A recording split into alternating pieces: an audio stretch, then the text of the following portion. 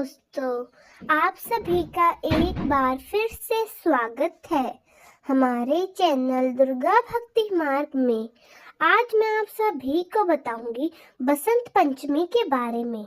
माँ वीणा वरदायनी, लगी आपसे आस, भाव अनूठे भरे, माँ अंतर करे उजास। अमर लेखनी आपसे, आप कृपा का द्वार होए, दूरतम हृदय का आशा का संचार। जय माता शारदे। आप सभी को बसंत पंचमी की बहुत बहुत हार्दिक शुभकामनाएं। विद्यार्थियों के लिए बसंत पंचमी का पर्व बहुत ही खास होता है। इस दिन माता सरस्वती की पूजा करने से ज्ञान में वृद्धि का आशीर्वाद मिलता है और इस बार बसंत पंचमी पर बहुत सारे शुभ योग बन रहे हैं। वैसे तो बसंत पंचमी के दिन अभुज मुहूर्त रहता है। इस दिन आप कोई भी शुभ काम, कोई भी दान पुण्य, कोई नए काम की शुरुआत कर सकते हैं। लेकिन इन शुभ योगों में यदि कोई काम किया जाए तो उसमें निश्चिंत ही सफलता मिलती है। तो आपको बताते हैं कि साल 2025 में वसंत पंचमी के मुहूर्त के बारे में। कब तक कौन सा मुहूर्त रहेगा, कब तक आप माता सरस्वती की पूजा कर सकते हैं, कब तक आप हवन कर सकते हैं। इस बार बसंत पंचमी तिथि प्रारंभ होगी 2 फरवरी रविवार को सुबह 9 बजे से 15 मिनट तक और पंचमी तिथि समाप्त होगी 3 फरवरी सोमवार को सुबह 6:52 पर। पंचमी तिथि भले ही 2 दिन हो, लेकिन अधिकतर जगह पर केवल और केवल 2 फरवरी को रविवार के दिन ही वसंत पंचमी का त्योहार मनाया जाएगा। हालांकि कुछ जगह पर 3 फरवरी को भी सुबह के समय वसंत पंचमी की पूजा की जाएगी। रविवार के दिन ब्रह्म मुहूर्त में सुबह 5:33 से 6:21। सूर्योदय का समय होगा सुबह 7:10 से और सूर्यास्त का समय होगा शाम को 6:10।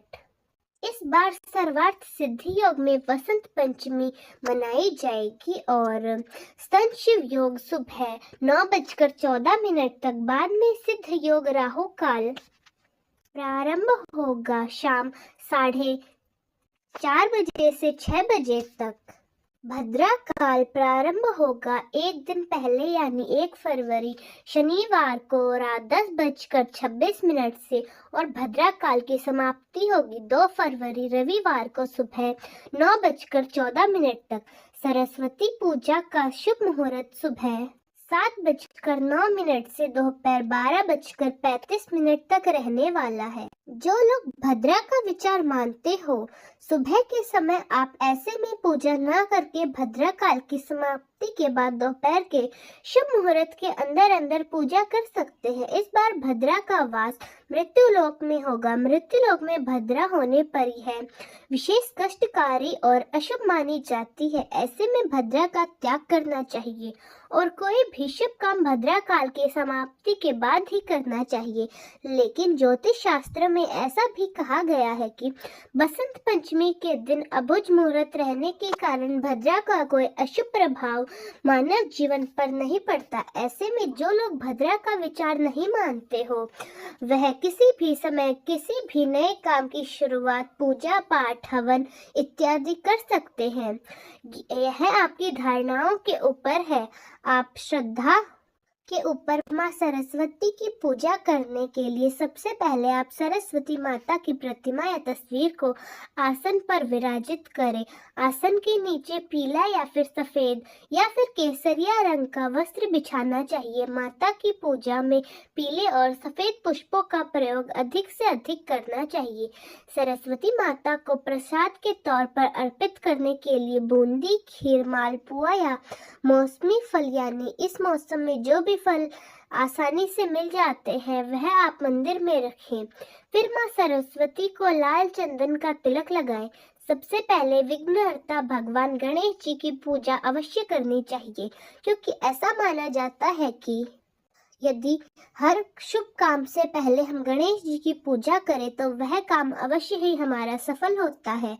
माँ सरस्वती के पीले वस्त्र से पूजा करें, पीली चुनरी, पीले रंग के फूलों से श्रृंगार करें, माँ सरस्वती का ध्यान करते हुए कहें, या कुंदेदु तुषार हार, ध्वला या शुभ वस्त्रा, वित्रा या वीणा व दंड मंडित करा, या श्वेत पद्मासना या ब्रह्माचित शंकरा प्रवृत्ति भी देवी सदा, वंतिका सामा पाद सरस्वती भगवती निशन जटिया पहा। इसके बाद एक फूल लेकर जिसमें चंदन और अक्षत लगाकर अपनी कॉपी किताब पर रखे विद्यार्थियों को अपनी शिक्षा से जुड़ी सामग्री का पूजन इस दिन अवश्य करना चाहिए। इसके अलावा कला संगीत से जुड़े हुए लोगों को भी अपने अपने वाद्य यंत्रों का पूजन आज के दिन अवश्य ही करना चाहिए। अंत में आप सभी को सरस्वती माता का प्रसाद सब में बांटना चाहिए। आपको पूरा ध्यान लगा के पूरे मन से इस दिन सरस्वती माता की पूजा करनी है। इस दिन विद्यार्थियों को पूजा के साथ अपनी किताब, कॉपी आदि का भी पूजन अवश्य ही करना चाहिए। ऐसा करने से सरस्वती माता की कृपा आप पर हमेशा बनी रहेगी।